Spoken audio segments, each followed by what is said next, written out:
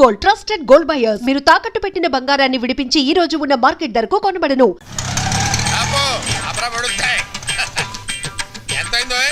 Metre మీద ఏదైనా వేసాడు సార్.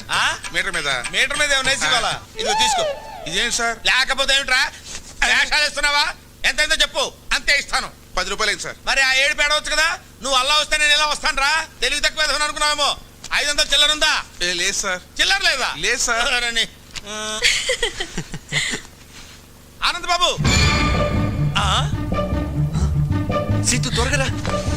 అమ్మా, మీ నాన్న నిన్ను శ్రీరామచంద్రుడు అనుకుంటుంటే నువ్వు ఇక్కడ శ్రీకృష్ణ లీల ప్రదర్శిస్తున్నావా? వస్తున్నాను. ఒరేయ్, నువ్వు ఇక్కడే ఉండు. అలాగే. ఆనంద్ బాబు, ఆనంద్ బాబు.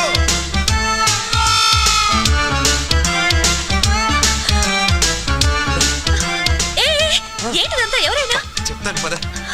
ఆయన శాస్త్రి గారని మా నాన్నకి బాగా పరిచయం. మరిద్దరిని ఇలా చూసాడంటే కలిసి తిరుగుతున్నాం అనుకుంటాడు. తిరుగుతున్నావు అంటావేంటి? లవ్ చేసుకుంటున్నాం కదా. ఏదో ఒకట్లే నువ్వురా. అబ్బా, ఆనంద్ బాబు, పెట్లెక్కలెక్క వస్తున్నాను ఆయన. ఆగబోయా బాబు. ఆనంద్ బాబు, అయ్యో ఆనంద్ బాబు.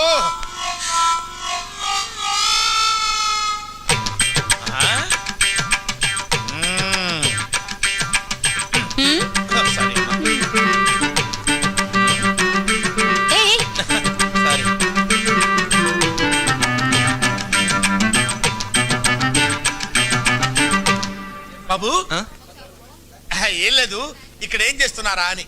చిలిపి పనులు చేసుకుంటున్నాం. ఓహో, చిలిపల్లి చేసుకోవడానికి ఈ ప్లేస్ దొరికిందా మీకు? మీ ఇంటికి రమ్మంటారా? క్యారీ ఆనంద్ బాబు, ఇది బట్టల కొట్ట, చిలిపల్లి చేసుకునే సెంటరా? వద్దు పెడితే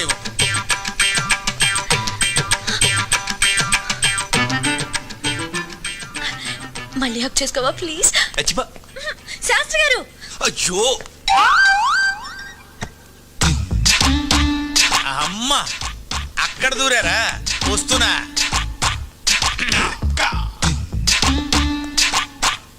లోపల ఎవరన్నా ఉన్నారా అండి? ఉన్నారు, లోపలికి రండి.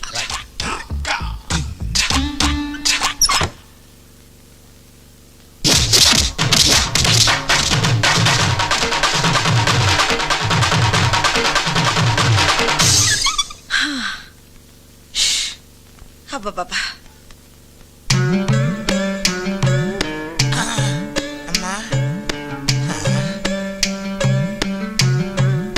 లోపల ఎవరైనా ఉన్నారా అని అడిగితే బతకటమే కాకుండా జేబులో ఉన్న 500 రూపాయలు కూడా కొట్టేసింది నాయన.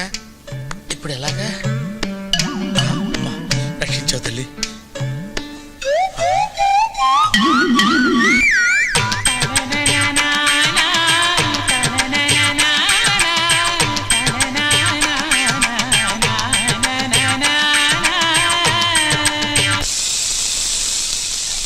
హలో అమ్మా.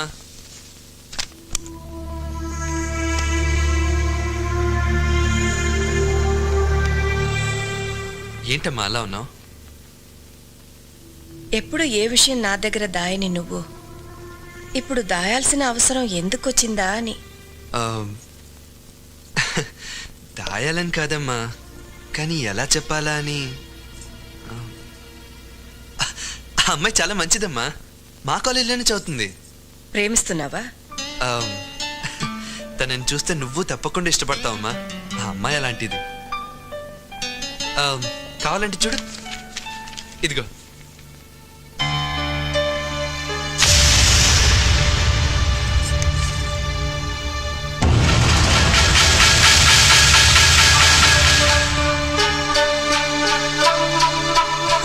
ఇది వాళ్ళ అమ్మ బొమ్మ. ఇది వేసి తను మా కాలేజ్ తరఫున ఫస్ట్ ప్రైజ్ గెలుచుకుంది.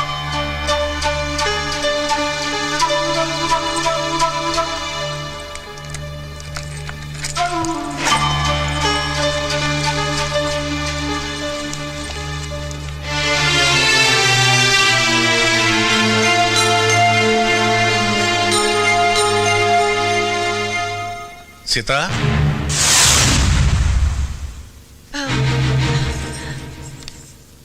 ఏమిటి చూస్తున్నావు? అది ఏం లేదండి.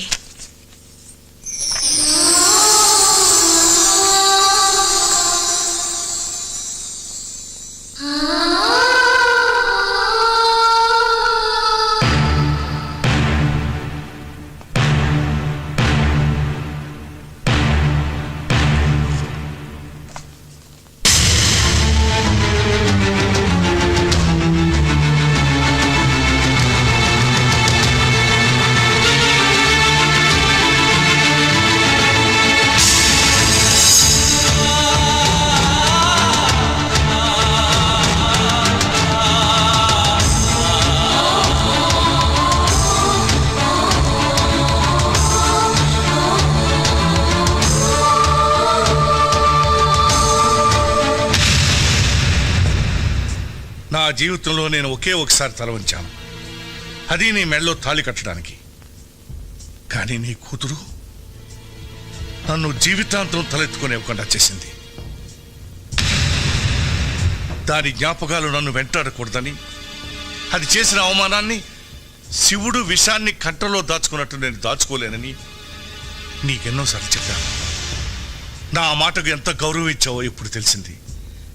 ఈ దేశంలో పుట్టిన ఆడది భగవంతుడి కంటే భర్తకే ఎక్కువ గౌరవం ఇస్తుందంటారు. అది అబద్ధమని నువ్వు రుజువు చేశావు.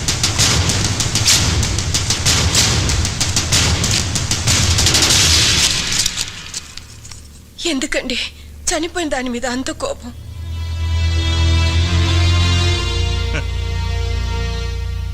నేనింకా బ్రతికే ఉన్నానుగా.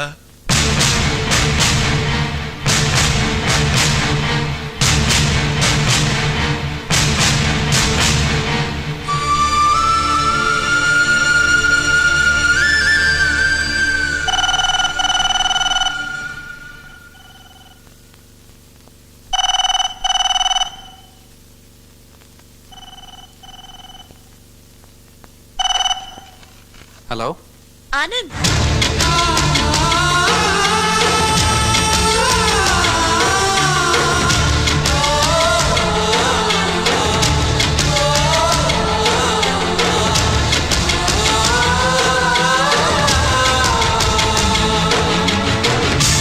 ఏమేవ్ వంట అయిందా? అవలేదన్నమాట. నా మొహార కప్పు కాఫీ పడేస్తావా?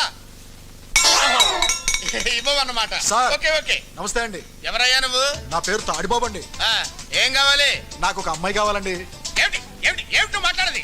ఎవరితో మాట్లాడుతున్నావు? తెలిసి మాట్లాడుతున్నావా? సార్ ఆ, అందుకు కాదు సార్, ఆ. పెళ్లికి సార్, పెళ్లి చేసుకోవడానికి అమ్మాయి కావాలి సార్. ఆ ఏడుపు ముందే ఆడవచ్చు కదా. చెయ్యిలా చూపించు. సార్ ఇటు తిప్పు. తిప్పే ఇటు తిప్పు. తిప్పే. ఏది? ఏదో వివాహరక నీ పిండాకుడు నీ జన్మకు పెళ్ళవదు పో. భలేవారండి.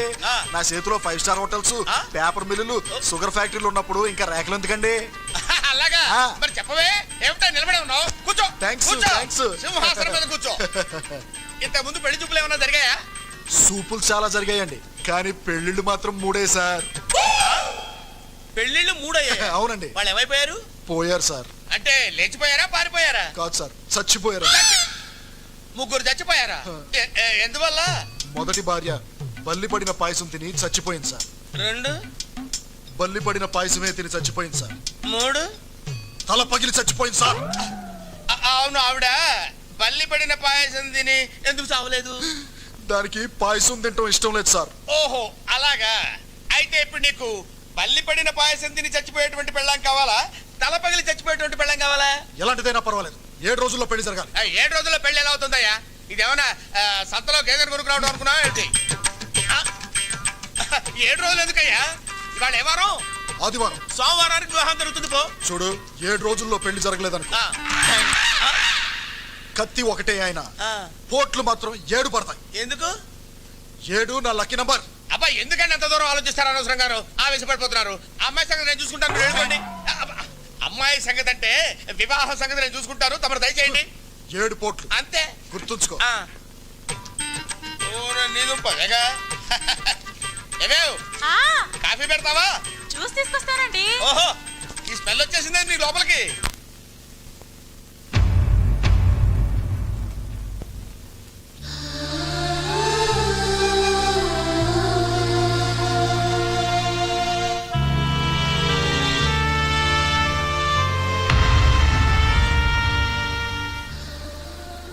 సీతు వాళ్ళ అమ్మ ఫోటో చూడగానే నాన్నగారికి అంత కోపం ఎందుకు వచ్చిందమ్మా?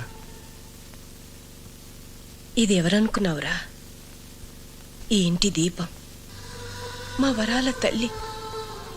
ఆయన్ని బాధ పెట్టి నాకు కడుపు కొత్త మిగిల్చి వెళ్ళిపోయింది. అసలు ఏం జరిగిందమ్మా? సీతు వాళ్ళ నాన్న ప్రసాద్ ఒకప్పుడు మన దగ్గర పనిచేసే గుమస్తా కొడుకు. అతను తండ్రి చనిపోతే మన ఇంట్లో పని చేయడానికి వచ్చాడు. ఎరా చదువుకుంటావా, పని చేస్తావా? చదువుకుంటానండి. అయ్యా, వాడి చిన్న పిల్లాడు, వాడికేం తెలీదు. ఏదైనా పనిపించండి అయ్యా. ఏ వయసులో చేయాల్సిన పని ఆ వయసులో చేయాలి. వీడిని నేను చదివిస్తాను. అలా అతన్ని చదివించి పెంచి పెద్దవాడిని చేసి ఆఖరికి పెళ్లి సంబంధం కూడా నిశ్చయిస్తే మొట్టమొదటిసారి ఆయనకు ఎదురు తిరిగాడు. నాకు తెలియకుండా నా పెళ్ళెందుకు నిశ్చయించారు సార్? నువ్వు ఎక్కడ చదవాలో ఏం చదవాలో నిన్ను సంప్రదించే చేశానా? అది చదువు, ఇది జీవితం సార్. నేను మాట ఇచ్చేశాను.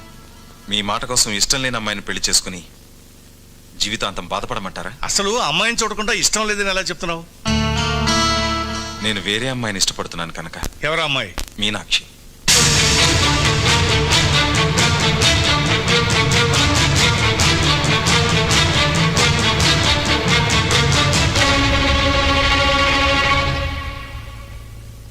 ఆ మాటలకు మీ నాన్నగారికి కోపం వచ్చింది. నమ్మక ద్రోహాన్ని క్షమించలేనని మీనాక్షిని ఒప్పించి వేరే పెళ్లి నిశ్చయించారు. కానీ పెళ్లి పందిట్లో నుంచి అది మమ్మల్ని మోసం చేసి వెళ్ళిపోయింది. ఏది పీడకలిని మేం మర్చిపోయామో దాన్ని మళ్ళీ నువ్వు గుర్తు చేస్తావు అనుకోలేదు. ఆ ప్రసాద్ నీడ కూడా ఈ ఇంటి మీద పడడం మీ నాన్నగారు భరించలేరు.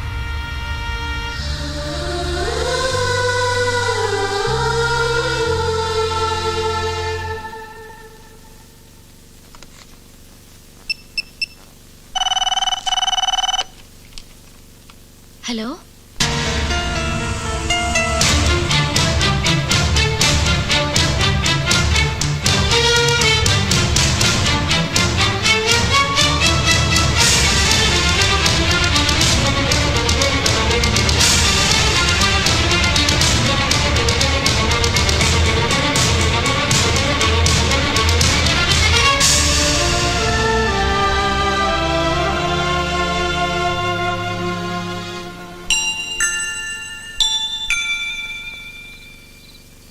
అమ్మమ్మ తాతయ్య ఉన్నారని నాకెందుకు చెప్పలేదు డాడీ? మనల్ని మర్చిపోయిన వాళ్ళ గురించి మనమెందుకమ్మా గుర్తు చేసుకోవడం? ఉండి లేనట్టుండే బంధువుల వల్ల జీవితాంతం బాధపడాల్సి వస్తుంది. ఆ బాధని మీ అమ్మ నేను అనుభవించాం. అది నీకు రాకూడదనే చెప్పలేదు.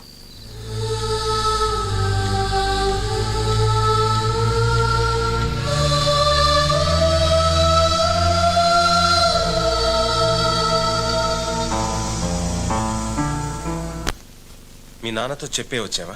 మీరు ఇష్టపడితే మిమ్మల్ని తీసుకెళ్ళడానికి వచ్చాను. ఈ ఆలోచన నీదా మీ నాన్నదా? నాదే. ఈ దేశంలో ఆడపిల్లని కన్నా ఏ తండ్రైనా మగపిల్లడింటికి రావడం ధర్మం అనుకుంటే వచ్చి మీ నాన్న కాళ్ళు పట్టుకోమంటావా? రేపెలాగో మీ వయసులో సగం ఉన్న అల్లుడి కాళ్ళు కడుగుతారు. సాంప్రదాయం పేరుతో ఆ పని చేయగలేంది మీకంటే పెద్దవారు. మీ వల్ల కూతుర్ని దూరం చేసుకున్న మా నాన్నగారు కాళ్ళు పట్టుకోవడంలో తప్పే ఉందండి. మీ కూతురు చనిపోయిందని ఫోన్ చేస్తే నా కూతురు చచ్చి 20 ఏళ్ళయింది, ఇప్పుడు చచ్చిందెవరో నాకు తెలీదు అని ఫోన్ పెట్టేశాడు. ప్రేమాభిమానాలు లేని ఆ పెద్ద మనిషి కాళ్ళు కాదు కదా, కనీసం మొహం కూడా చూడలేను. అలా అనకండి సార్. దూరంగా నిలబడిన మనుషులు దగ్గర అవ్వాలంటే ఎవరో ఒకరు నడక ప్రారంభించాలి. అది మీరే ఎందుకు కాకూడదు? నీకోసం కాకపోయినా నా కూతురి కోసం నడుస్తాను. ఎన్ని వందల వేల మైళ్ళైనా నడుస్తాను. బట్ నేను నడవడానికి ముందు ఈ ప్రశ్నకు సమాధానం చెప్పు. నిన్ను ప్రేమించానని నా సీతు నాతో చెప్పింది. నా కూతుర్ని ప్రేమించానని మీ నాన్నతో నువ్వు చెప్పావా? లేదు, చెప్పవు, చెప్పలేవు. వద్దానంద్, నా కూతుర్ని మర్చిపో. ఒకనాడు మీ నాన్న మూలంగా మా ప్రేమకు నా భార్య ప్రాణాన్ని ఖరీదు కట్టాను. మళ్ళీ మీ ప్రేమకు ఎవరి జీవితాన్ని ఖరీదు కట్టాల్సి వస్తుందో వద్దు. I can't imagine that. I can't imagine that.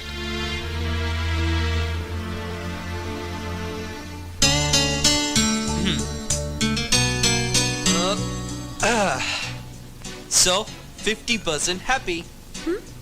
మీ నాన్న డౌట్ అల్లా మా నాన్న ఒప్పుకోడానే కదా. అక్కడి నుంచి ట్రై చేద్దాం. ఎలా? ఈ డికాక్షన్ మా నాన్న, ఈ పాలు మీ నాన్న. ఇలాగే తాగితే చేదుగా ఉంటుంది. ఈ చక్కెర మన ప్రేమ. ఇప్పుడు తాగితే స్వీట్గా ఉంటుంది. వినడానికి చాలా స్వీట్ గానే ఉంది. రిజల్ట్ కూడా అలాగే ఉంటుంది. రేపు నువ్వు మా అమ్మని నాన్నని అంటే మీ అమ్మమ్మని తాతయ్యని ఓ రిసెప్షన్లో కలుస్తున్నాం.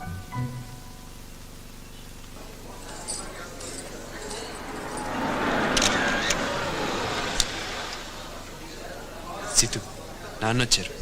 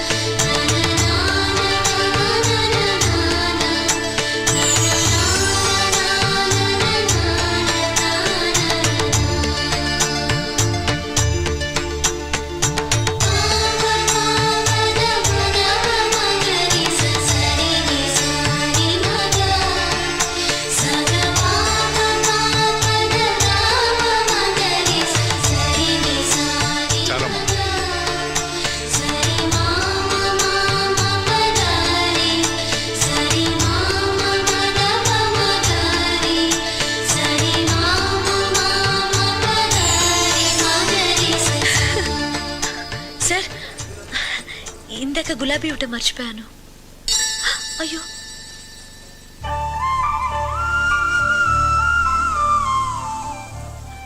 అది కింద పడింది కదమ్మా. నీ కాళ్ళ దగ్గరేగా పడింది. ఇంకోటి ఇస్తాను, థ్యాంక్స్ అమ్మా. తీసుకోండి.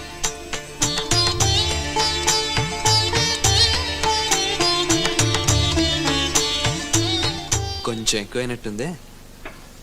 ఆయన ఆవులిస్తే పేగులు ఎక్కటమే కాదు, కిడ్నీ లివర్ సైజులు కూడా కనిపెట్టగలరు. జాగ్రత్త. నేను ఇక్కడికి వచ్చింది తాతయ్య మనసులోకి వెళ్ళటానికి. ఆయన మనసును గెలుచుకుంటాను చూడు. Good good, carry on.